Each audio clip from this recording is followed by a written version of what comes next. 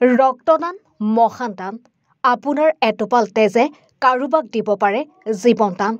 তেনে মহৎ এক উদ্দেশ্য আগত ৰাখি দেওবাৰে অসম জনজাতি ছাত্ৰ সন্থা আটছাৰ ৭৭ সংখ্যক প্ৰতিষ্ঠা দিৱসৰ লগত সংগতি ৰাখি আটছা মূৰফুলনি উপশাখা নাহৰবাৰী চাৰিআলি ব্যৱসায়িক সন্থা তথা দুবাৰু দল ফাউণ্ডেশ্যনৰ ৰক্তদান কোষ লাইফ ব্লাড অসমৰ উদ্যোগত আৰু শ্বহীদ কুশল কোঁৱৰ অসামৰিক চিকিৎসালয়ৰ ৰক্ত ভঁৰালৰ সহযোগত ৰক্তদান শিবিৰ অনুষ্ঠিত কৰা হয়। অসম চাহ জনজাতি ছাত্ৰ সন্থাৰ ৭৭ সংখ্যক প্ৰতিষ্ঠা দিৱসৰ লগত সংগতি ৰাখি গোলাঘাটত ফলংগনি এই গাঁও পঞ্চায়তৰ প্ৰেক্ষাগৃহত আজি অসম চাহ জনজাতি ছাত্ৰ সন্থাৰ মূৰফুলনি উপশাখাই যি ৰক্তদানৰ শিবিৰ আজি অনুষ্ঠিত কৰিছে। এই শিবিৰ আচলতে মূৰফুলনি উপশাখা আটছাৰ লগতে দুৱাৰু দল ফাউণ্ডেশ্যন শ্বহীদ কুশল কোঁৱৰ চিভিল হস্পিটেলৰ তৰফৰ পৰা অহা গোটেই টীমটো লগতে সকলোৱে আজি ইয়াত সমবেত হৈ যিহে নেকি আমি সকলোৱে বুজি পাওঁ যে ৰক্তদান মানে জীৱনদান আৰু বিশেষকৈ চাহ জনগোষ্ঠী যিসকল আমি লোক আছোঁ চিকিৎসালয়সমূহত দেখা যায় বহু সময়ত ৰক্তহীনতাৰ কাৰণে বহু কিন্তু ৰোগীসকলে ভুগিব লগা হয়, আনকি নিজৰ প্ৰাণৰো দিবলগীয়া হৈ যায়। এনেকুৱা এটা পৰিস্থিতিত আজি অসম চাহ জনজাতি ছাত্ৰ সন্থাই যি মহান কাৰ্য আৰম্ভ কৰিছে আটছাৰ ৭৭ সংখ্যক প্ৰতিষ্ঠা দিৱস, ইয়াৰ পৰা এটা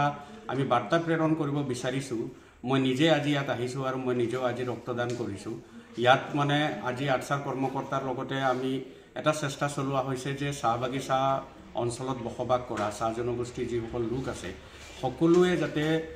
নিজৰ স্বাস্থ্যৰ প্ৰতি তেওঁলোকে সজাগ সচেতন হওক, লগতে উঠি অহা প্ৰজন্মসকলৰ মাজত প্ৰতিজন ব্যক্তিয়ে যাতে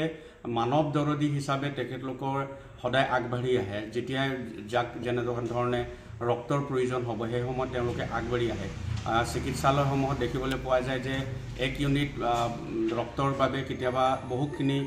ৰোগীসকলে নিজৰ প্ৰাণৰো আহুতি দিব লগা হৈ যায়। এনেকুৱা টাইপৰ এটা পৰিস্থিতিত আমি দেখিবলৈ পাইছোঁ আৰু যথেষ্ট আমাৰ উঠি অহা বিশেষকৈ মহিলাসকল আমাৰ যুৱতীসকলে ৰক্তহীনতা ৰোগত ভোগে। মই ভাবোঁ যে ইয়াৰ দ্বাৰা যিটো মেছেজ যোৱা হ'ব আৰু চিকিৎসালয় তৰফৰ পৰা মই অনুৰোধ জনাম যে তেওঁলোকে এনেকুৱা ধৰণৰ এটা সজাগ সচেতনতা কৰাৰ ক্ষেত্ৰত যে কি ধৰণে এই ৰোগসমূহৰ পৰা তেওঁলোকে মুক্তি পাব পাৰে,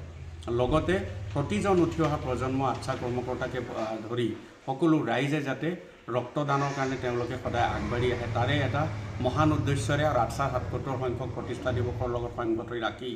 মূৰফুলনি আটছাৰ সন্মানীয় মোৰ বিষয়ববীয়া কৰ্মকৰ্তাসকলে যি অনুষ্ঠিত কৰিছে তাৰ কাৰণে মই তেওঁলোকক ধন্যবাদ জ্ঞাপন কৰিছোঁ। আৰু লগে লগে গোলাঘাট চিভিল হস্পিটেলৰ যিসকল আমাৰ চিকিৎসক আছে আৰু গোটেই আজিৰ এই টীমটোক মই ধন্যবাদ আৰু কৃতজ্ঞতা জ্ঞাপন কৰাৰ লগতে এই অঞ্চলৰ সকলো ৰাইজক মই ধন্যবাদ আৰু কৃতজ্ঞতা জ্ঞাপন কৰিম।